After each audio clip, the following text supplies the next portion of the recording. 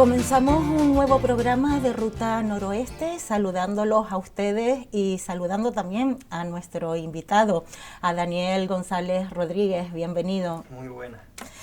Nacido en Artenara y medio aldeano por el tiempo que pasa en el municipio de la aldea de San Nicolás, Daniel González Rodríguez es titulado en Gestión de Recursos Naturales y es también fundador del colectivo Asaenegue Naturalista.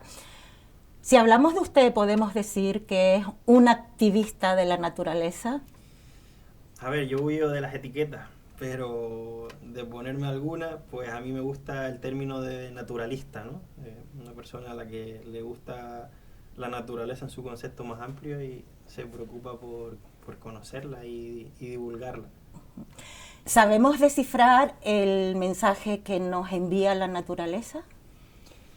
Pues como todo, creo que hay quien unas veces sabe, otras veces no, y hay gente que se preocupa más por buscar ese código y otra gente que por el motivo que sea no tiene ese interés. En su trabajo en los últimos años está usted haciendo un seguimiento del pinzón azul en Inagua. ¿Qué nos puede contar al respecto? Sí, es una de las labores a las que nos dedicamos y una de las con las que más disfrutamos. Y sí, estamos participando en el seguimiento de la población del pinzón azul. Este año en concreto hemos estado en Inagua. Y bueno, básicamente se trata de intentar determinar el estado de salud de la población, pues tratando de localizar el mayor número de parejas posibles, el éxito reproductor que tienen estas parejas, detectando posibles amenazas y en definitiva pues tratando de conocer mejor a la especie para lograr su conservación y facilitarles las cosas en la medida de lo posible. El pasado mes de agosto se cumplían 2 años del incendio de 2019. ¿Se vio afectado el pinzón azul por este incendio? En concreto el incendio de 2019 prácticamente no afectó al hábitat natural del pinzón azul ni a los pinares de la cumbre donde se ha establecido una nueva población. Pero vamos, aquí todo está interconectado y de una manera o de otra seguro que ha repercutido, pero como con todo lo que pasa en nuestro entorno, pues los cambios a unas especies benefician, a otras perjudican, así que estos grandes eventos como el que estamos viviendo estos días con el volcán de La Palma o cualquier gran incendio, lo que causa son transformaciones en nuestro ambiente que, como te digo, en unos casos benefician a unas especies y a otras pues les perjudican. Todos cambios. Desde el año 2015 su colectivo Asaenegue Naturalista viene trabajando en el humedal de la Mar Ciega en el municipio de la aldea y en el año 2018 habían contabilizado ustedes en este espacio la existencia o la convivencia de 68 especies distintas. Sí, el número ha aumentado un poquito desde entonces. Hemos detectado nuevas especies migratorias, ¿no? Y es otro de los proyectos que más nos ilusiona. Es un ambiente que para los aldeanos es de vital importancia, pero sí que creo que más allá del propio Yarco donde se celebra la fiesta, no existe mucha conciencia o no existía mucha conciencia sobre todo ese entorno, ¿no? Toda esa desembocadura donde tenemos uno de los humedales de mayor superficie y mejor conservados del archipiélago, a pesar de eso bastante degradado y con muchos problemas de conservación, y que es fundamental para explicar la historia del pueblo de la aldea, ¿no? Creo que la mayoría de las personas que nos estén viendo conocerán el yacimiento de los Caserones, que está en un lomo de esa misma desembocadura, donde ya en el siglo XVIII, si no me equivoco, Víctor Grau Basas pues hablaba de la existencia de entre 800 y 1000 goros que sirven para hacerse una idea de la importancia de ese poblado. Y si ese poblado está ahí no es por capricho, sino porque los primeros aldeanos y aldeanas, los primeros hombres y mujeres que llegaron a ese lugar, pues se encontraron con una costa con una riqueza de recursos importantes, ¿no? Y eso pues lo suministraba por un lado el litoral y por otro lado el humedal, que de ello la teoría más aceptada sobre el origen de la fiesta del charco, que ya nombramos, está sustentada ahí, ¿no? En la práctica de la embarbasca, que es una técnica que se empleaba para intoxicar a los peces en los charcos y pescarlos de una manera sencilla.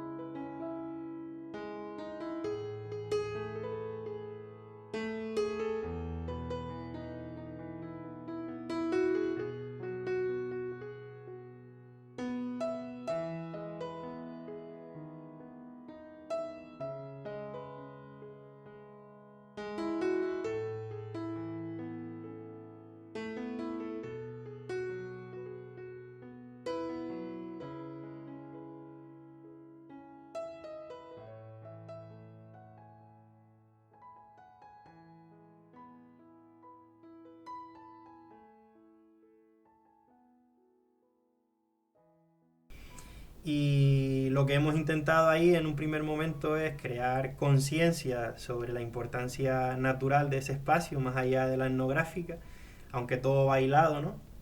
Y eso se empezó con mucho cariño, organizando algunas charlas para divulgar el poquito conocimiento que había sobre el espacio. Al mismo tiempo empezamos con lo que nombraste, con el inventario de avifauna. En poquito tiempo elaboramos un inventario bastante amplio, sobre todo teniendo en cuenta que este sector de la isla pues no es el que más afectado se ve por las migraciones, y ahora mismo creo que vamos en torno a 72 especies inventariadas, que no está nada mal, ¿no? Un puñito de ellas son residentes y la otra parte pues son migratorias, que hacen uso puntual o estacional de ese espacio. Y creo que en ese trabajo de inventario han catalogado ustedes un escarabajo del que apenas se tenía conocimiento. Me imagino que tiene que ser emocionante de buenas a primeras, pues en un espacio como el del humedal, estar descubriendo nuevas especies. Sí, fue una sorpresa, es emocionante y al mismo tiempo es triste, ¿no? Porque hablamos de una especie que debió tener una distribución bastante amplia a lo largo de todo el litoral de la isla. Es un escarabajo grandote, redondito, que ocupaba casi todos los arenales costeros de Gran Canaria.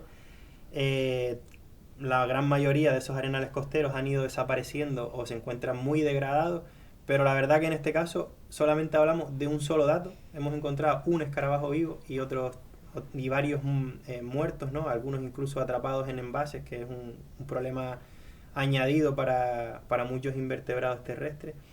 Y desde entonces no hemos vuelto a saber nada de ese animalito, así que la población debe ser muy pequeñita, o incluso igual ya podemos decir que se encuentra virtualmente extinto también en la marciega.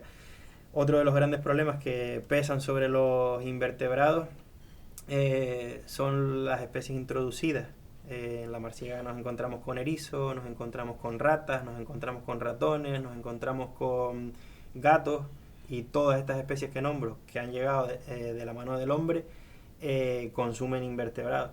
Así que muchas de las poblaciones de invertebrados de esa zona en concreto y de todo su entorno se estarán viendo muy afectadas, y es muy probable que ya hayan poblaciones extintas, ¿no? Uh-huh. Conocer para querer y para respetar, y en ese sentido pues hay que destacar también las rutas ornitológicas y naturalistas que se están desarrollando en torno a este espacio del humedal de la Marciega y de otras zonas de la aldea de San Nicolás. ¿Qué nos puedes contar sobre estas rutas? Pues que las disfrutamos mucho, como casi todos los trabajos que hacemos, y que fue un recurso que se nos ocurrió para acercar a la población local pues la riqueza natural de varios espacios que hemos ido escogiendo, en el entorno del Valle de la Aldea y que han funcionado. La verdad que siempre hemos notado interés. Hay que agradecer al Ayuntamiento de la Aldea que desde el momento en que lo propusimos pues nos apoyaron y siguen apoyándonos, y creo que se han dado pasitos interesantes, importantes en ese sentido, ¿no? Hay rincones del valle que eran conocidos por una pequeña parte de la población, hay gente que sí que les tenía mucho aprecio, pero que a lo mejor por la mayoría de los habitantes no era tan conocido, y yo creo que poquito a poco pues va mejorando esa sensibilidad y esa conciencia hacia esos espacios. Hablo, por ejemplo, del Tabaibal de la Punta, que es uno de los tabaibales mejor conservados que tenemos en la isla, que además tiene una pista impresionante del acantilado o sobre el acantilado del Andén Verde, además de una biodiversidad muy rica, o del Almácigal de Artejeve, que es el reducto de almácigos más importantes que se conserva en el archipiélago, y también es un espacio que creo que no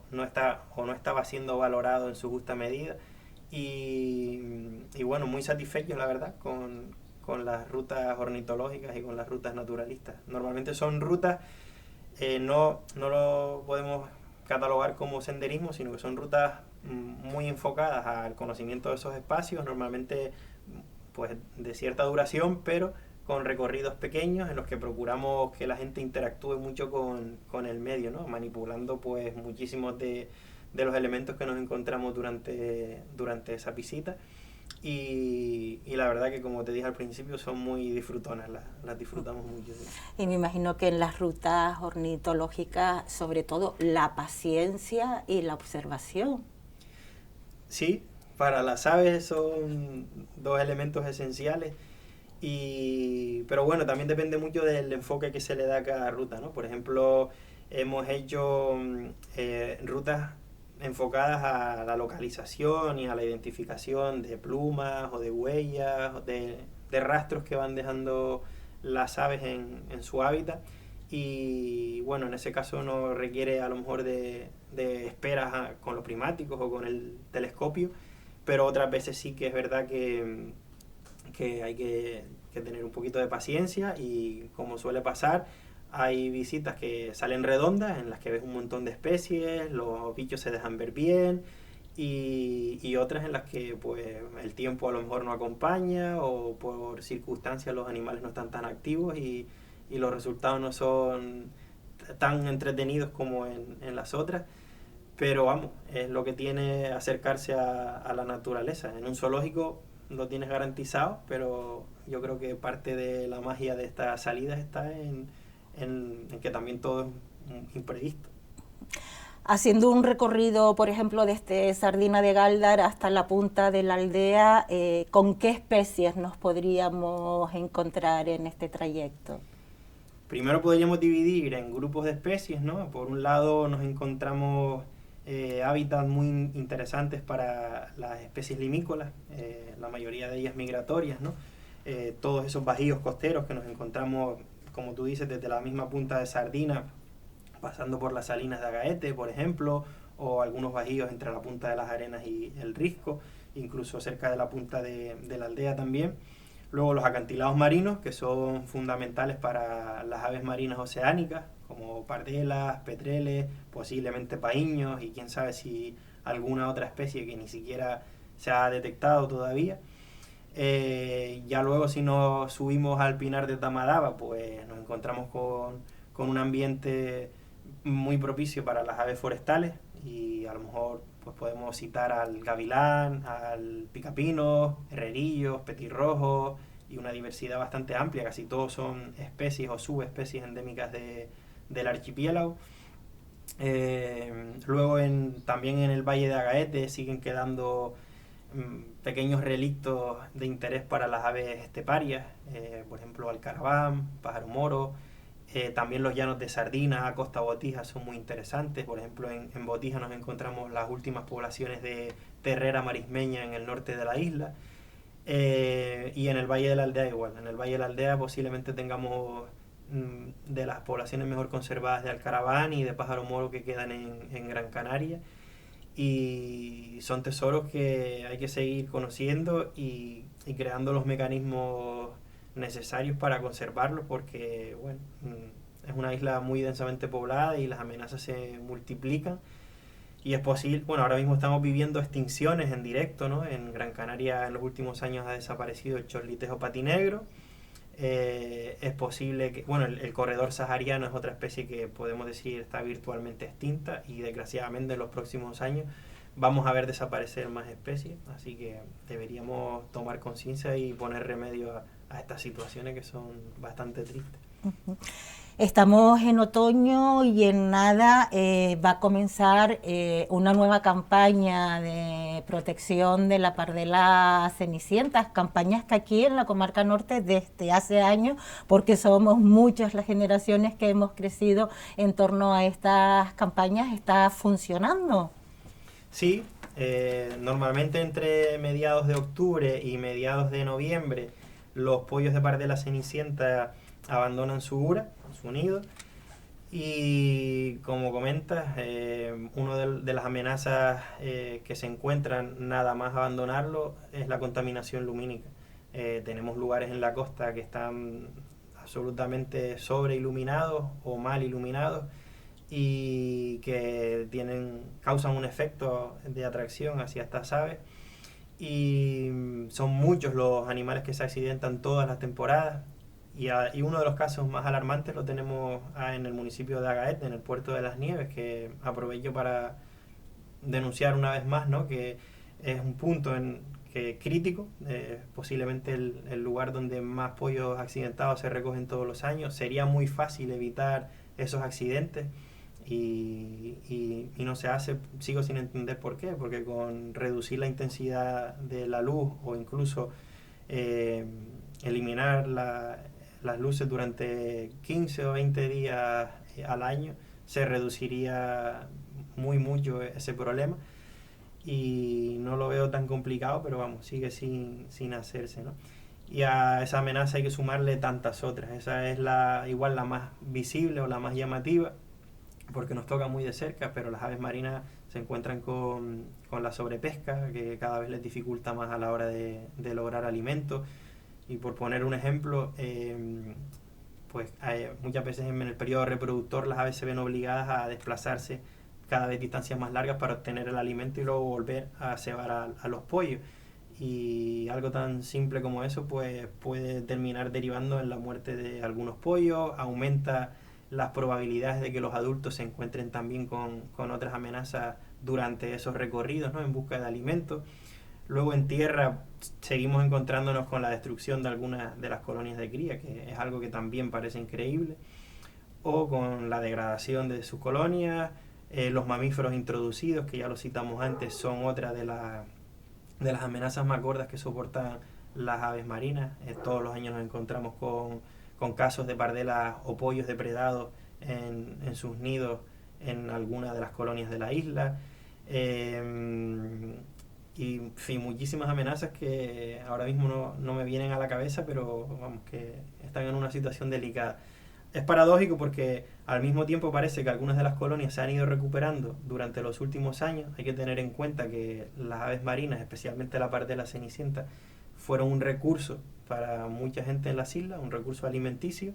Entonces, de hecho, en algunas islas parece ser que, aunque esté prohibido, se sigue haciendo. Así es, sí, sobre todo en las orientales, en Lanzarote o Fuerteventura, es raro el año en el que no nos encontremos con la noticia de algún furtivo que fue cogido con un saco de pollos de pardela o con algún asadero o algo por el estilo, ¿no? Y yo me perdí un poco, no recuerdo qué iba explicando. Bueno, el furtivismo es otra de las amenazas, ahora que lo citamos. Pero lo que venía explicando es que cierto es que durante mucho tiempo fue un recurso alimenticio. Hoy en día está prohibido cazarla, aunque sigan habiendo casos puntuales. Entonces muchas de las colonias se han ido recuperando, y eso puede llegar a una falsa sensación de que la cosa va mucho mejor, pero al mismo tiempo otras amenazas que antes no eran tan importantes se van agudizando. Entonces puede ser que en los últimos años nos hayamos encontrado con un pico en esa recuperación después de que termina el furtivismo, pero ahora hay que estar muy pendientes porque todas esas amenazas que he ido citando pueden revertir la tendencia de estas poblaciones, ¿no? Y son aves que tienen lo que se conoce como una estrategia reproductora lenta. Son aves muy longevas, pero que únicamente, en el caso de la pardela, otra vez por ponerla de ejemplo, son aves que solamente ponen un huevo por temporada. Eso hacen la mayoría de las especies marinas oceánicas. Entonces cualquier amenaza se vuelve mucho más grave, ¿no? Y mucho más aguda, porque no es lo mismo una ave con una estrategia reproductora lenta, una ave que es capaz de sacarte 2 puestas en un año y a lo mejor en cada puesta 3, 4 o 5 pollos, o en el caso de las acuáticas como las anátidas mucho más, que una estrategia de este tipo, ¿no? Perder un pollo se vuelve una situación mucho más crítica. En los últimos años, la inmensa mayoría de los ayuntamientos de la comarca norte están haciendo inversiones millonarias en la denominada eficiencia energética, cambiando pues las típicas farolas por pantallas LED. ¿Están funcionando? ¿Se debería invertir más? ¿Ese es el camino pues para evitar toda esta situación en torno a la pardela cenicienta? Hay varias lecturas sobre esto.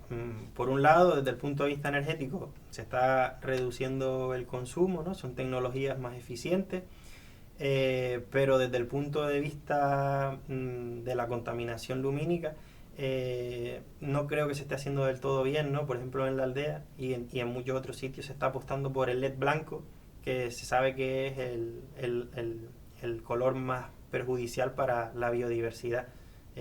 Los colores neutros ámbar son los menos perjudiciales, y también resulta complicado entender por qué, existiendo conocimiento y esa información, porque incluso a algunos de los ayuntamientos que han apostado por ese tipo de luminarias se les ha ido avisando, pues se ha decidido tirar por el LED blanco.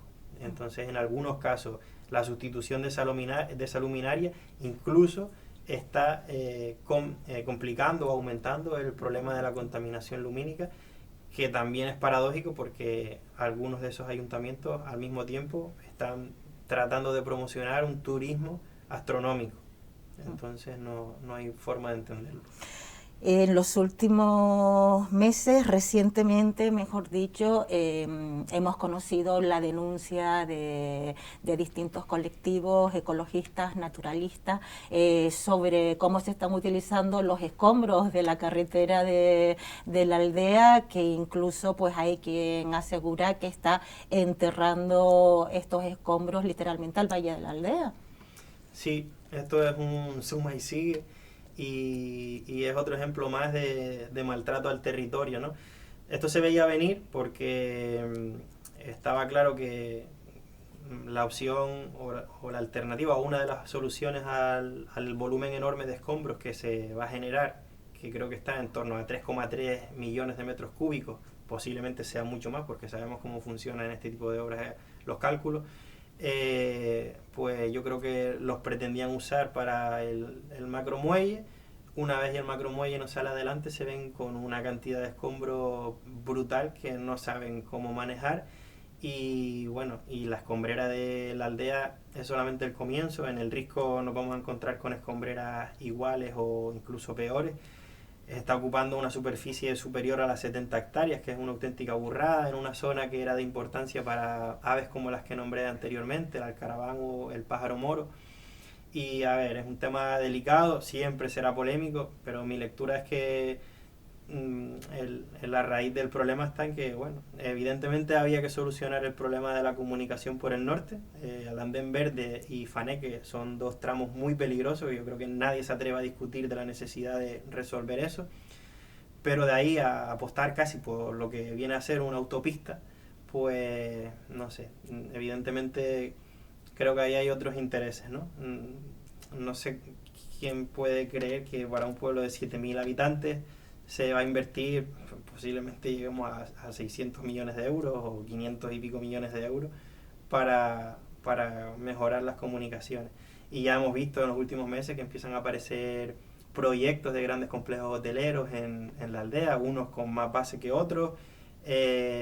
Ahora surge también la figura de Parque Nacional, que habría que ver también qué interés trae esa figura, porque Gubia es una reserva natural especial, que es una categoría de protección que posiblemente de cara a su preservación es más interesante que incluso un parque nacional, porque un parque nacional es una figura que normalmente genera más interés turístico que otra cosa. Entonces, también es algo que era muy previsible y seguro que hay mucha gente interesada en urbanizar ese valle y nos encontramos en ese proceso. Entonces, quienes tenemos un poquito de amor por ese entorno y conciencia sobre los valores que recoge, pues creo que tenemos la obligación de por lo menos minimizar todos estos impactos. Y en el caso de las Combreras, solamente un ejemplo de muchos con los que nos hemos estado encontrando y con los que nos vamos a encontrar. Creo que hay que estar alerta y, como te digo, minimizar esos impactos. Y creo que la aldea o todo este sector noroeste todavía tiene unas posibilidades muy bonitas y grandes, ¿no? de desarrollarse de otra forma diferenciada. Tenemos un patrimonio natural y cultural inmenso y creo que conociéndolo y dándolo a conocer con cariño, usando el turismo como un complemento al sector primario, pues podemos gozar de una calidad de vida envidiable. Lo que pasa que, bueno, vivimos donde vivimos y hay muchísima gente interesada en que nuestro motor económico siga siendo un turismo depredador que para quienes tenemos otros intereses y valoramos nuestro entorno, igual no es el modelo más deseado. Entonces se trata de eso, es casi una pelea, una lucha por intentar que no nos coman por las patas, como se dice. Hablando de nuestro patrimonio natural, ¿cómo lo están afectando pues las especies invasoras, tanto en la flora como en la fauna? Porque aquí en el norte del Rabo Gato tenemos para dar y repartir, y culebras reales otro tanto. Sí, es uno de los grandes problemas a los que se enfrenta la biodiversidad canaria ahora mismo, ¿no? Las especies exóticas, y como yo creo que ya lo comenté hace un momento, la raíz de todos los problemas vienen de la densidad de población tan grande que hay en este archipiélago. Eso conlleva pues un tránsito entre puertos y aeropuertos enormes, un tráfico de mercancías enorme y que se hace imposible controlar, ¿no? Por poner un ejemplo muy gráfico, en 2018, si no me equivoco, 2018 o 2019, Canarias batió su récord de turistas. Creo que nos acercamos a los 16 millones de turistas en un territorio que, como muchas veces decimos, prácticamente son cagaditas de mosca en el mapa. Ese mismo año, Brasil no llegó a los 9 millones de turistas y Australia no llegó a los 8 millones de turistas, un continente. Yo creo que eso nos pone en contexto, ¿no? Es una auténtica burrada lo que se ha hecho en Canarias, y desde luego es algo totalmente insostenible por muchos discursos vacíos que hayan en torno a la sostenibilidad y al ecoturismo. Y revertir esa situación, no nos engañemos, es muy complicado, pero bueno, otra vez nos toca luchar para por lo menos minimizar el problema. Y las especies exóticas son pues derivadas de esa situación, y ya hemos citado muchas de esas especies introducidas. Ahora acabas de nombrar la culebra real de California, que es otro problemón. Y bueno, se van dando pasitos, ahora existe una red de alerta temprana, se trata de actuar en algunos casos con la mayor prisa posible para evitar otras invasiones, pero hay especies con las que ya no hay nada que hacer, ¿no? Tú pusiste el ejemplo del rabo de gato, y ojalá también aumente la conciencia sobre este problema, se creen más herramientas y más mecanismos para reducirlo, porque aunque también cuesta entenderlo, tiene repercusiones enormes sobre la economía, sobre nuestra salud, sobre la salud de nuestro entorno, y hay que combatir con eso también. Daniel González Rodríguez, muchísimas gracias por atendernos. Muchas gracias a ustedes por el ratito.